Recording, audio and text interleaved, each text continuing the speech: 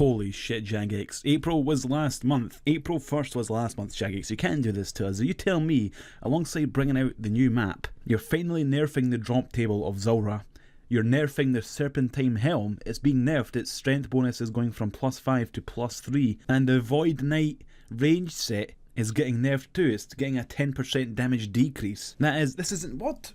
Jagex just went fucking balls to the wall and nerfed everything. When you're in Lumbridge and you want to go to Varrock, are you tired of getting lost on the way? Yes. Do you find yourself wondering which bank is closest to use when you're doing things like mining, skilling, and killing monsters? Yes. Are you tired of wandering the wilderness, not knowing exactly which direction you need to go? Yes.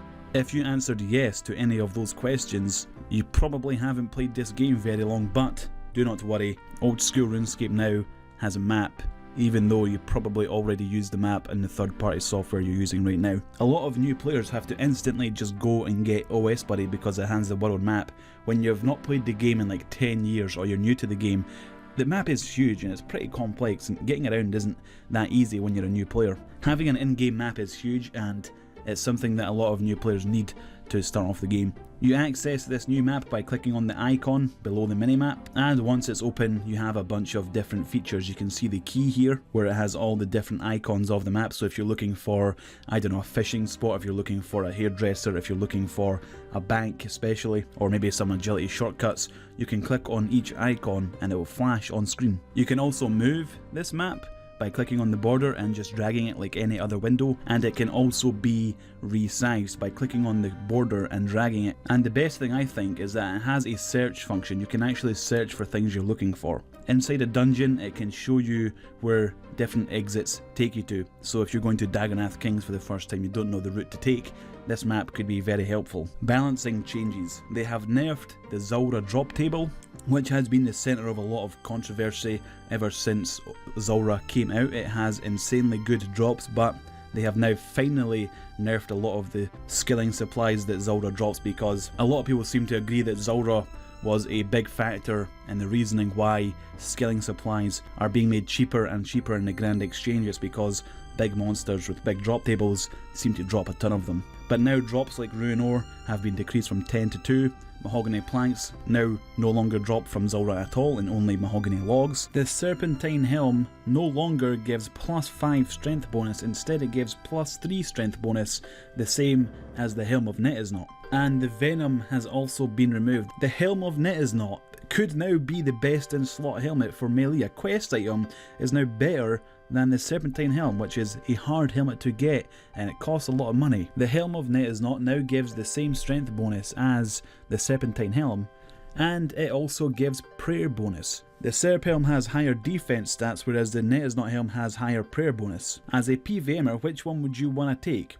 Defense or prayer bonus? Most people would take the prayer bonus because praying is more valuable than defense stats. If you can pray melee longer than you couldn't previously, that's better than having a few extra defense stats. So being able to pray melee or pray flick melee and piety, things like that, is way more valuable than having some extra defense stats, meaning the Helm of Netizhnot is now best in slot as the combat helmet. The Helm of Netizhnot is better than the Serp helm.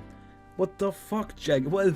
This isn't right. And they've also nerfed the Void Knight range set. It's something that has very low requirements to get, and it's one of the best ranged armors in the game. It's free other than the time that you spend getting it, and most people use it over almost any other ranged armor in the game. This set used to give a buff of 20% damage boost and 10% accuracy boost. It now only gives 10% damage boost and 10% accuracy boost. There are some accounts out there that are completely void based. Their account is designed around using void and using range void in the wilderness and PKing. They've taken a huge hit, so it's devastating for those guys. But even at high level ranging, the void range set was better than most things, which now isn't the case with that 10% damage nerf. The hard Karamja diary reward, which is having access to the general store where you can sell alchemical items at a high price, that has now been reduced, and the effect of the Karamja hard diary reward is that the items will now be worth less than the high alchemy value.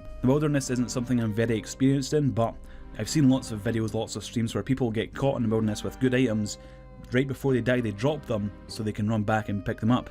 before the PKers can get it. They've now changed that so any tradable items dropped in the wilderness appear instantly for all players. There's no doubt that these updates will stir a lot of the community and create a backlash where Jagex will get attacked for all of these changes, but honestly for the most part they're good. The only one that's questionable is the serpentine helm nerf. Making it a helmet worse than the helm of Nit is not as very questionable. Other than that, the nerfs to the void range set and the Zulrah drop table, in the long run PKers will have a little bit more variety when it comes to gear because void Knight range set isn't going to be the best in slot thing for doing ranged, and the 30% drop table nerf to Zulrah, although 2 years late, will benefit the economy in the long run. And that is it for today's update. It's a pretty big one. I was preparing to do this video before I knew exactly what the update would hold. I was expecting the map to be the only big thing, and so I was going to make a video on the map, like a goofy ass video about noobs trying to use the map and stuff like that, but when I seen the update and all of this new stuff in it, I was like, holy shit, this is way bigger than I imagined. This is a pretty big deal. So yeah, this was my coverage on today's update, guys. If you enjoyed it, if you found it informative or interesting, feel free to leave a rating and a comment below. It really helps out the channel, it really helps out the video. And if you have any feedback, advice or anything like that, feel free to share it as well. If you want to talk to me, I have a Twitter at Dicerz. There'll be a link in the description below. And with that, thank you very much for watching. Hopefully I see you next time.